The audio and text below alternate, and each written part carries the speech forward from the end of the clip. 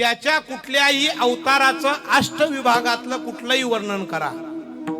आदौ देवकी देव गर्भजननम गोपी गृहे वर्धनम माया पूतन जीवितापहरणम गोवर्धनोद्वारणम कंस छेदन कौरवादि हननम कुंतीसुता पालनम यतद भागवतम पुराण कथितम श्रीकृष्ण लीलामृतम.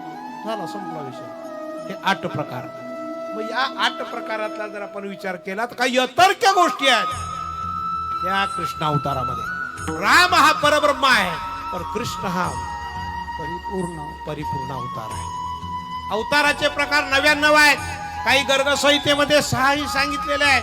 या सगळ्या 6 अवतारामध्ये या 10 अवतारातला जो प्रकार आहे, पहिले मस्त कुर्म वराह वामन परशुराम राम एवढे जरी अवतार झाले तरी त्या अवतारामध्ये अवतार कार्याला आले, कार्य केलं आणि निघून गेले.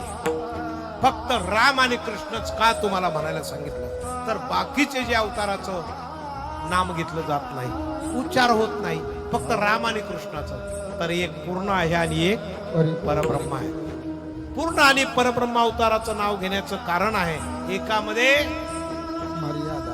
मर्यादा आहे आणि दुसऱ्यामध्ये जे काही शिल्लक ठेवली नाही, ज्याची वासना शिल्लक राहिली नाही किंवा काही कार्य शिल्लक ठेवलं नाही, तो नुसताच पूर्णत्तम नाही तर परिपूर्णत्तम आहे.